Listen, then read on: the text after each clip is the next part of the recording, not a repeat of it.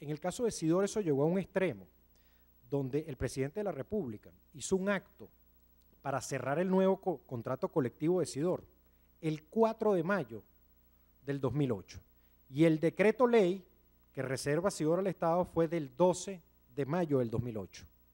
Es decir, que esto fue inclusive el contrato colectivo. El presidente de la República entró a administrar la empresa, inclusive antes de que se publicara el decreto ley y por supuesto mucho antes de que hubiese el arreglo amigable. Entonces aquí la lógica se invierte.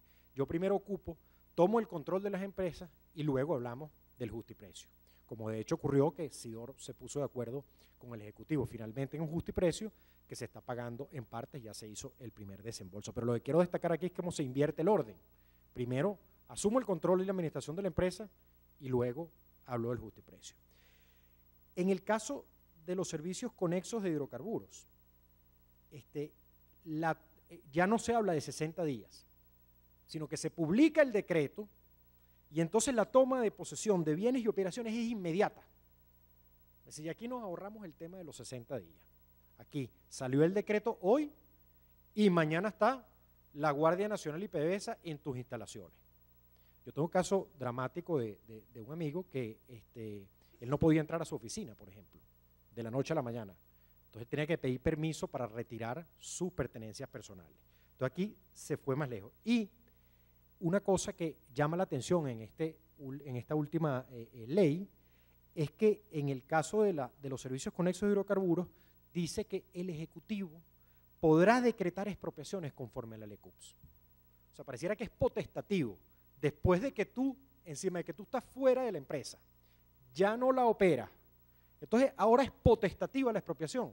No, con más razón, la expropiación tiene que ser obligatoria que me inicien el procedimiento expropiatorio. Pero nuevamente quiero insistir en cómo se subvierte el orden y se irrespeta una de las garantías fundamentales dentro de un procedimiento de expropiación, que es que no haya desposesión sin pago de justiprecio integral, objetivo y oportuno.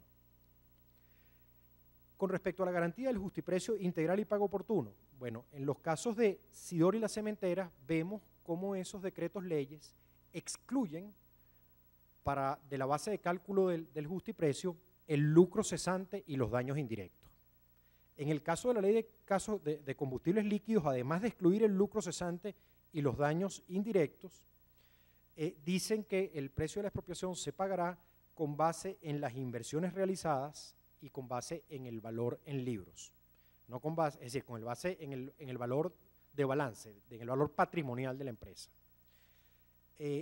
No se toma para nada en cuenta los métodos de valoración aceptables en los negocios, como son los métodos contables financieros, de valor presente, de flujo de caja del negocio en un horizonte de tiempo, etcétera. Lo que se toma en cuenta es valor en libros.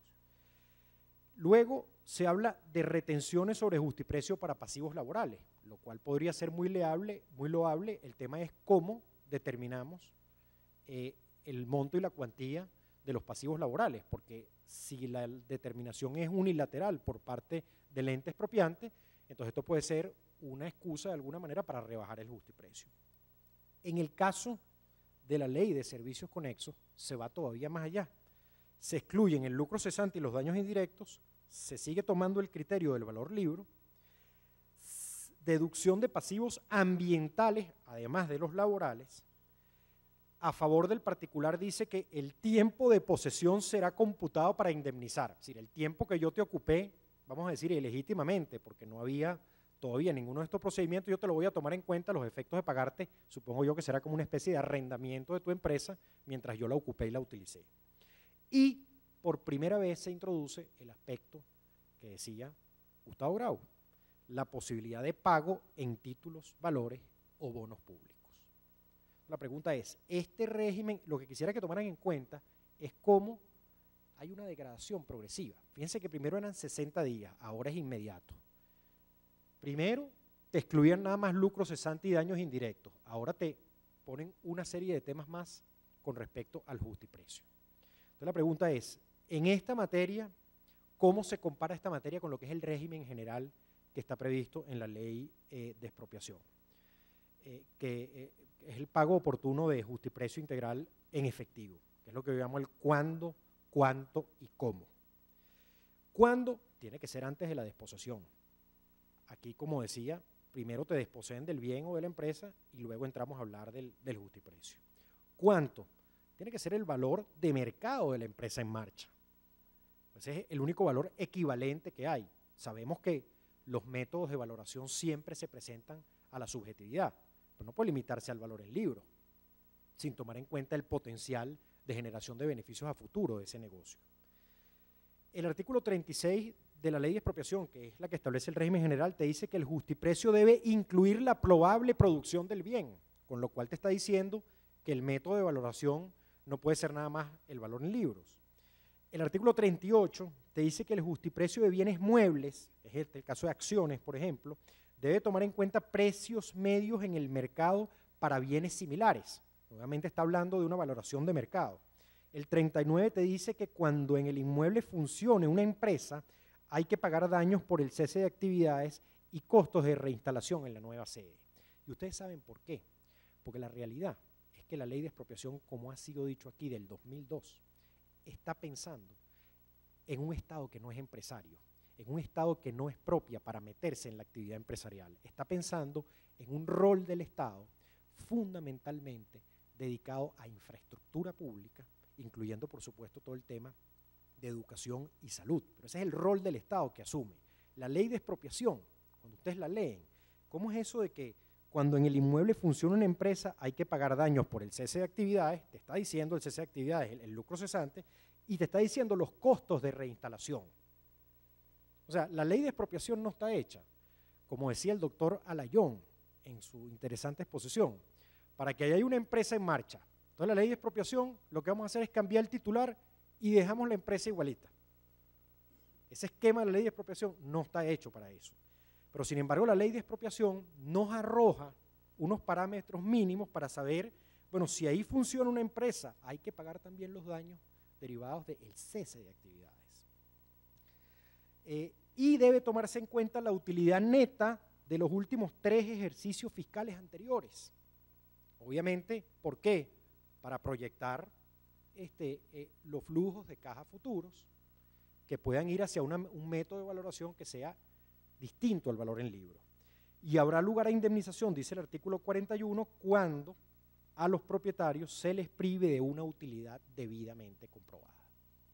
Lo que quiero hacer ver es cómo los decretos leyes especiales que crean un procedimiento expropiatorio especial desdibujan las garantías mínimas y fundamentales previstas de manera general por la ley de expropiación. Y finalmente el artículo 34, que es el cómo, te dice en dinero efectivo, no en bonos, ni en títulos valores, ni en obligaciones de la República a este o al otro plazo. Y ustedes aquí también ven cómo nuevamente nosotros, la dinámica del Estado petrolero, del petroestado, nos afecta tanto, que ustedes ven cuando se expropian la electricidad de Caracas y la CanTV, ese era el momento del Estado buchón. Entonces ahí no hay problema, ahí pago, ahí negocio y compro, y pago mi valor de mercado. Pero en la medida en que el Estado tiene una restricción presupuestaria, entonces nosotros vemos cómo tenemos que buscar para subvertir este procedimiento tan engorroso del 2002, porque ahora ya no tenemos para seguir dándonos el lujo de comprar empresas en los términos que los hicimos antes. Como conclusión, la ley de expropiación del 2002 no está diseñada para la transferencia forzosa de empresas en marcha donde opera un simple cambio de titularidad privada a pública. La ley de expropiación del 2002 contempla la expropiación de empresas en marchas para construir obras nuevas de utilidad pública en los inmuebles donde aquellas se hallan asentadas. Es decir, en la ley de expropiación del 2002 sí puede ocurrir que usted tenga una empresa, el Estado necesite hacer una obra de infraestructura de evidente utilidad pública y entonces a usted lo indemnicen por su empresa y el Estado haga la obra de utilidad pública y su empresa desaparezca de ese sitio y sea después relocalizada en otro lado. Eso sí está previsto en la